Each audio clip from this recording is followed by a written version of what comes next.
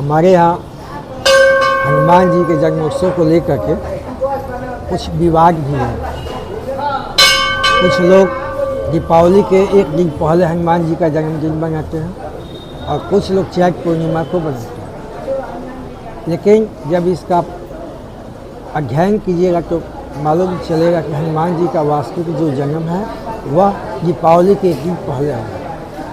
लेकिन आप जब दक्षिण भारत में जाइएगा और दक्षिण भारत में एक रामायण है जो उड़िया भाषा में लिखा हुआ है, उस रामायण का नाम है विलंका।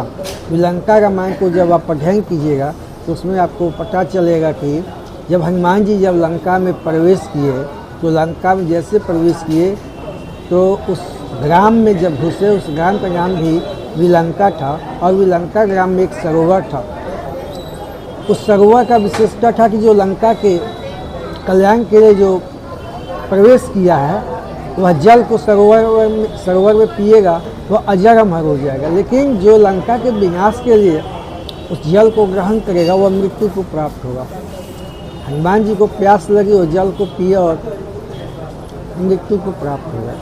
जब 6 महीना होने को आया तो देवताओं के गुरु बृहस्पति जब खोज खबर की तो मालूम चला कि हनुमान जी जो है वह विलंका नामक ग्राम में लंका में सरोवर के समीप मृत्यु अवस्था में।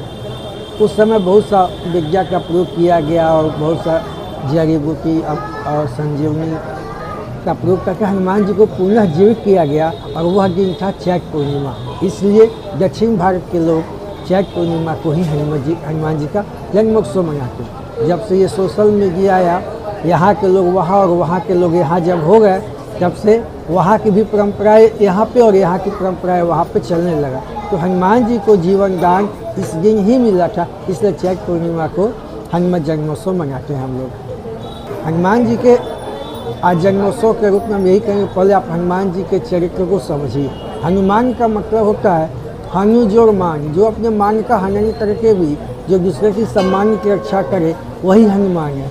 और उसके लिए आपको हनुमान जी के दरबार में जाने के लिए आपको निर्मल मन की आवश्यकता है। निर्मल मन जन सो मोहि पावा, छल कपट मोहि छिद्र न भावा। जब निर्मल मन से आप हनुमान जी के दरबार में जाइएगा तो आपको एक गुरु परंपरा का मन में अभ्युदय होगा। और जब गुरु परंपरा का अभ्युदय होगा तो हनुमान चालीसा जब पढ़िए, उसमें लिखा हुआ है श्री गुरु चरण सरोज रज निज मन मुकुर सुधार वरण रघुबर विमल सजोदायक फलचार। तो गुरु की चरण की सेवा कीजिएगा, आपको बल बुद्धि विद्या मिलेगा और चौथा क्लेश का हरण होगा। जब चौथा क्लेश का हरण होगा, बल बुद्धि विद्या मिलेगा, तब आप अष्ट सिद्धि और नौ निधि के आप दाता होइएगा। जब अष्ट सिद्धि और नौ निधि जब आपके पास हो जाएगा तो फिर आप स्वयं हनुमान जी के स्वरूप हो जाइएगा। तो हनुमान जी के दरबार में आइए, हनुमान जी की चरित्र को अध्ययन कीजिए, आप उनके जीवन को उतारिए। हनुमान जी एक ऐसे देवता हैं जो कलयुग में साक्षात सशरीर हैं।